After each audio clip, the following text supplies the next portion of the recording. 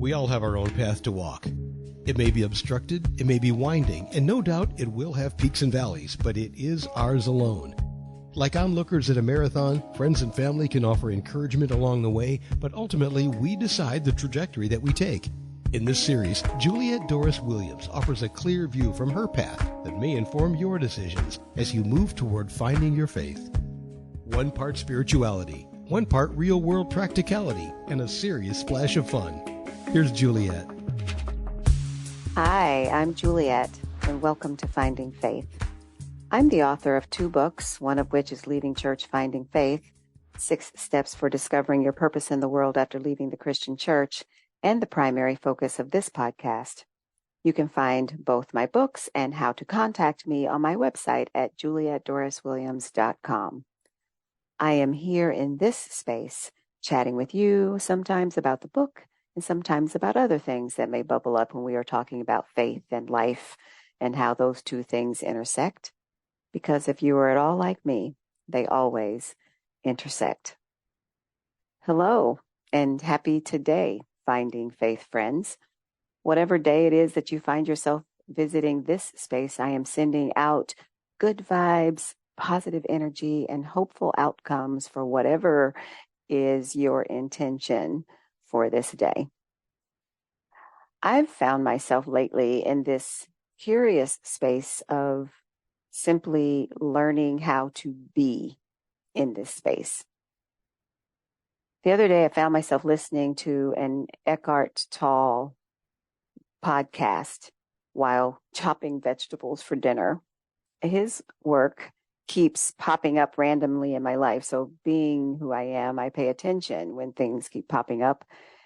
And I am no expert on his work by any stretch, but from what I have learned in this short time of paying attention is that his big message is about staying present in the now. Clearly, I need to read or listen to more of his work because this is a problem for me. At least I think it's a problem. Not sure anymore. You see, I have always been goal-driven. I am a see the hill, take the hill kind of girl. Or maybe I was that girl.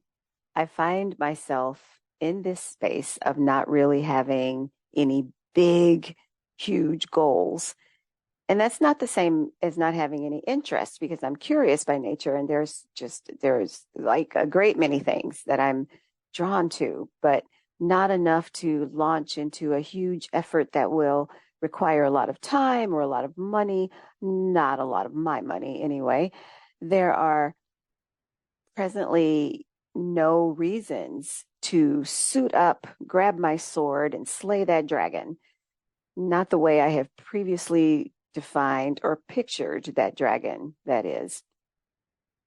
It seems that my biggest dragon, my biggest and most consistent battle has always been the battle with myself.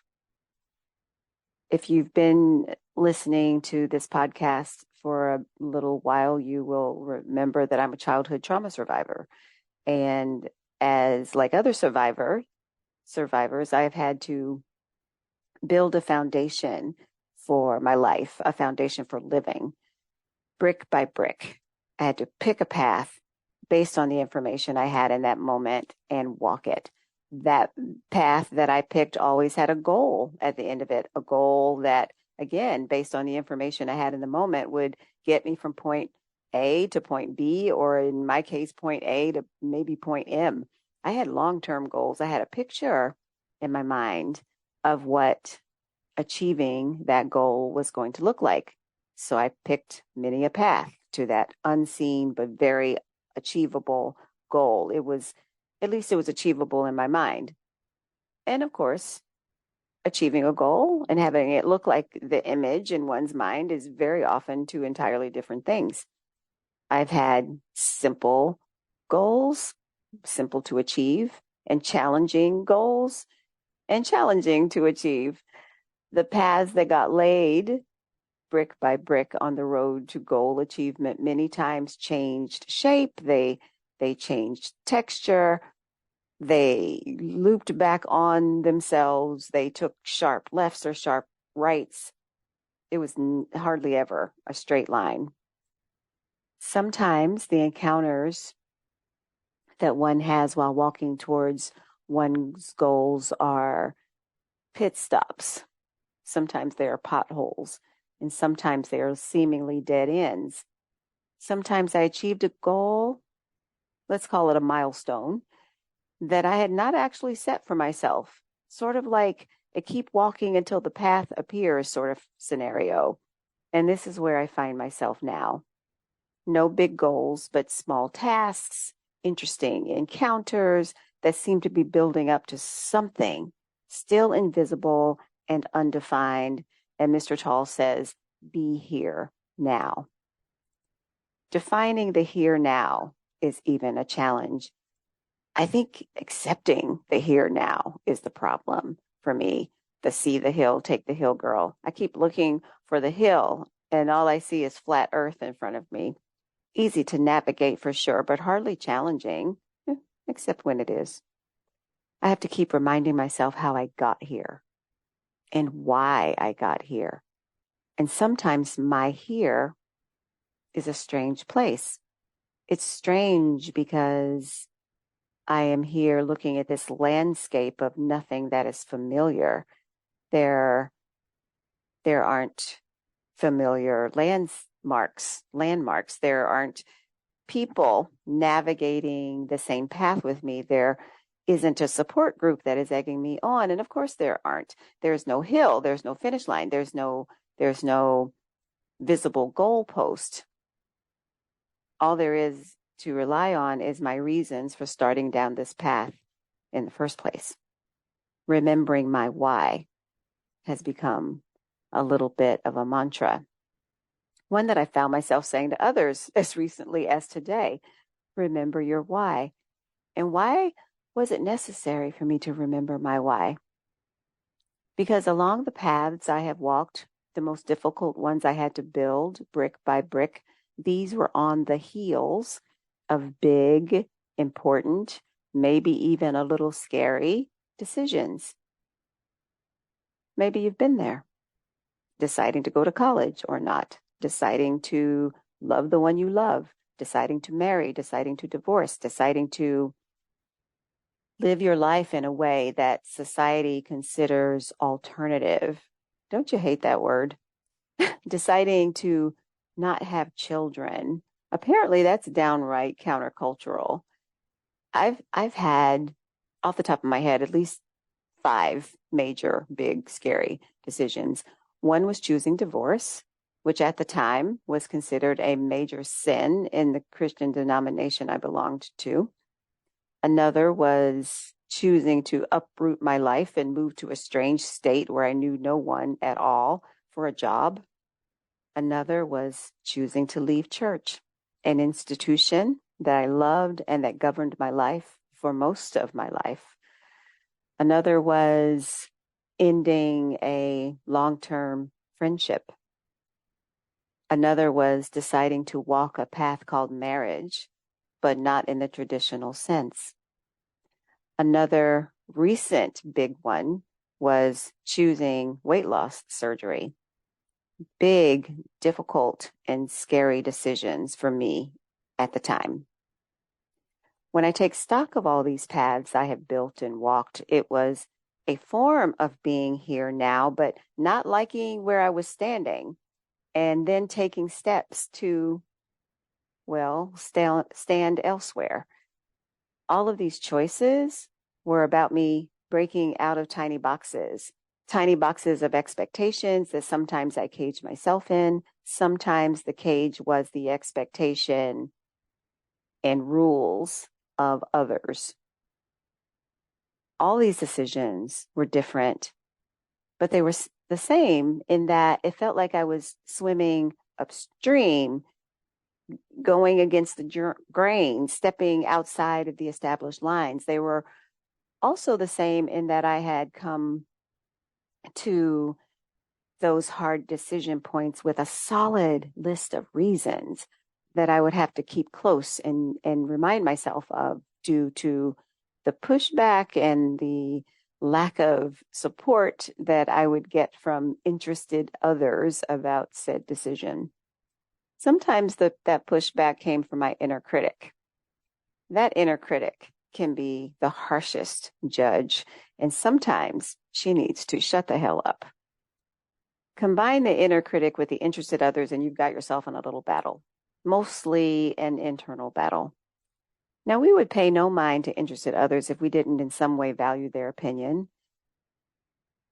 And living life outside of the established lines is the very epitome of living on the edge. It can be lonely there. There will not be a lot of people egging you on. There will be people who won't understand. There will be people who will judge you. There may even be people who will shame you. There will be those who doubt you. And all those things will feed directly into your self-doubt. And this is precisely when you need to remember your why.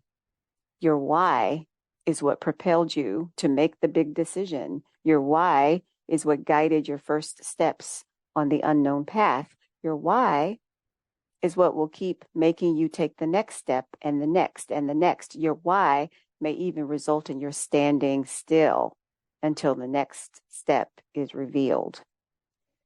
You may not even be able to articulate your why. Your why may simply be that staying on the path you are on is unacceptable. And that, my friend, is a valid why. Remember your why. Remember that saying, you only live once, YOLO, they call it. Well, that's not true exactly. What is true is that you only die once.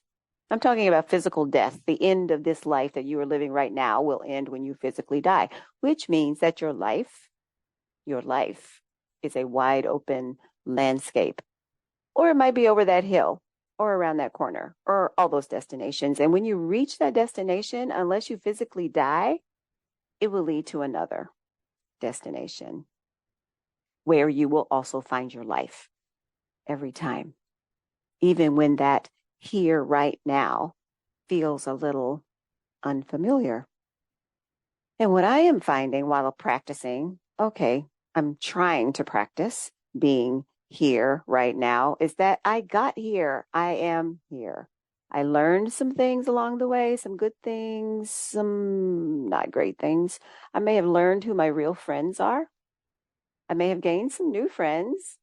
Someone along the way may have given me a pendant that has a beautiful lotus flower on one side and a message on the other side, which said, remember who the F you are. That pendant helps me to remember my why. It also reminds me that I've made some tough decisions and I've survived some tough stuff, and I'm here right now. Don't be afraid to get your life.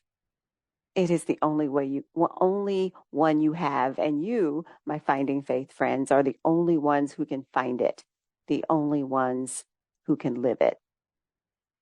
I've noticed that a lot of people are making big life decisions. Some folks are quitting jobs, some are starting businesses, some are pursuing lifelong dreams.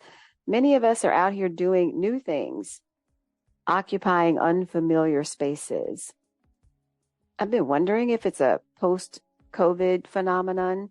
We have survived a very traumatic global event. Many millions didn't survive. I don't think we talk about that enough, but deep down, we all know what we have survived.